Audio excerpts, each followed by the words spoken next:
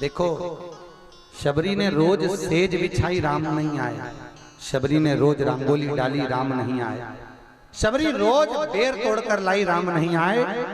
जिस दिन शबरी बीमार पड़ गई, ना सेज बिछाई, ना रंगोली डाली, ना जल भर कर रखा, ना बेर तोड़कर लाई, उस दिन राम शबरी के दरवाजे पर आए।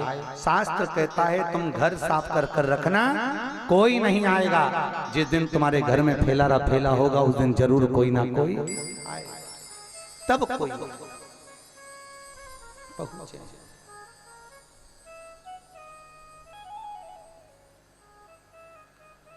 और पहुंचे।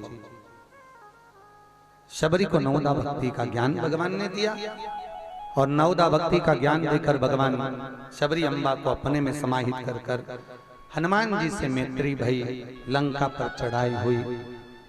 महाराज बार बार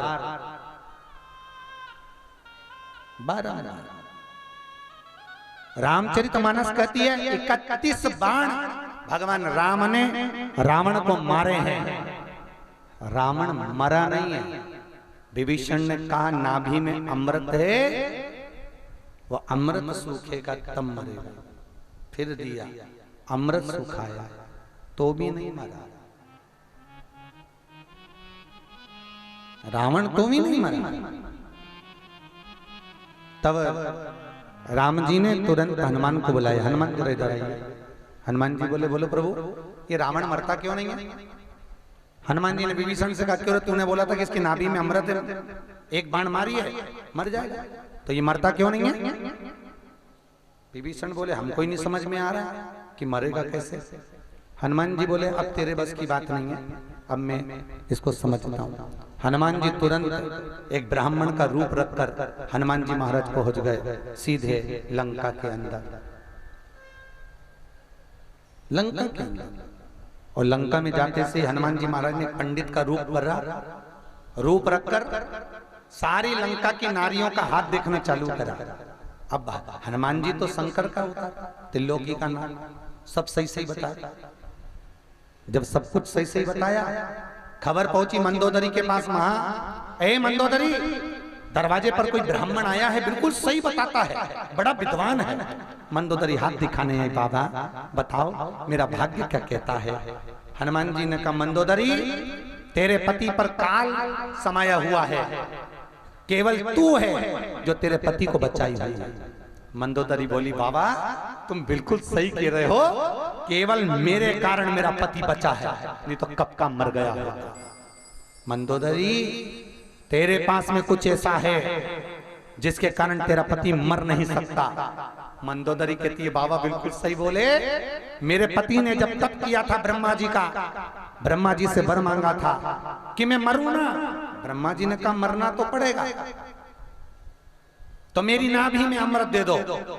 मेरे पति की नाभि में ब्रह्मा ने अमृत दे दिया। ब्रह्मा जी जाने लगे तो मेरा पति बोला, रुको ब्रह्मदेव, आपने मेरी नाभि में अमृत दिया है, आपने कहा कि तेरी नाभि में बाण लगेगा तू मरेगा। जिस बाण से मेरी नाभि का अमृत सूखेगा और मैं मरूंगा, वो बाण भी मुझे दे दो। ब्रह्मा जी ने वो बाण रावण को दे दिया। लंका का राजा रावण वो बाण, मंदोदरी कहती है, मुझे ला कर दिया। उस बाण को मैं जिस कमरे में सोती हूँ, उस कमरे के खंबे में मैंने चुनवा दिया। जब तक वो बाण राम के पास नहीं जाएगा, तब तक रावण मर नहीं पाएगा। हनुमान जी को मालूम पड़ा, उन्होंने गदा का प्रहार करा मंदोदरी पर। एक गदा का प्रहार करा खंबे पर, खंबे को तोड़ा, उसमें से बाण निकाल कर राम जी को दिया। राम जी ने छोड़ा, तब रावण मरा। रावण मरता ही नहीं, बड़ी मुश्किल से मरा।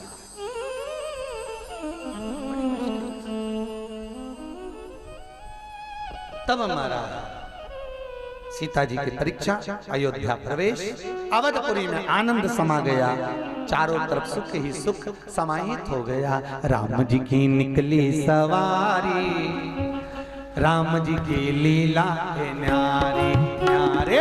राम जी की निकली सवारी, राम जी की लीला है न्यारी। ओ राम जी की निकली सवारी, राम जी की लीला है न्यारी।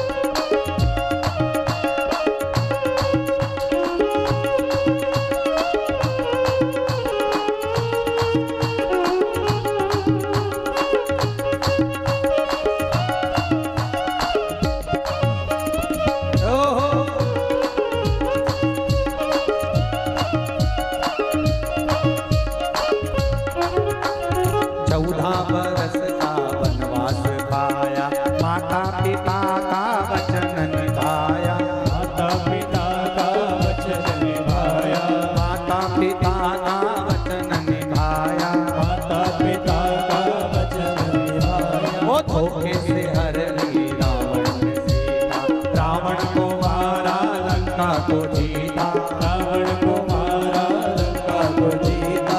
तब तब ये आए, तब तब ये आए, जब जब ये दुनिया ने इनको पुकारा। राम जी की निकली सवारी, राम जी की लीला है न्यारे, राम जी की निकली सवारी, राम जी की लीला है न्यारी। पापियों के नाश को, विनाश को, धर्म के प्रकाश को, राम जी की सेना चले, राम जी की सेना चले, राम जी की सेना चले, राम जी की सेना चले। बोल रामचंद्र भगवान की। अयोध्या के राजा राम बनकर निवास हुए।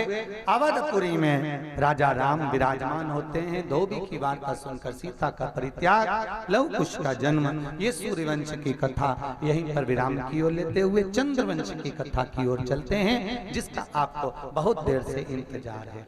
चंद्रवंश की कथा, जहां कथित वंशम विस्तारो भवताम सोम सूर्यो राज्ञ चौभाई वंशानां चरितम परमाद्भुता।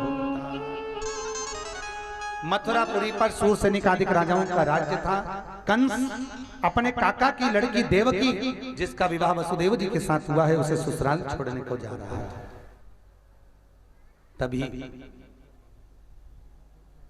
आकाशवाणी हो गई, रे कंस, तो जिसे छोड़ने जा रहा है यही देवकी का अष्टम पुत्र तेरी मृत्यु का कारण होगा। रिटर्न बढ़ा, अष्टम पुत्र तेरी मृत्यु का कारण होगा।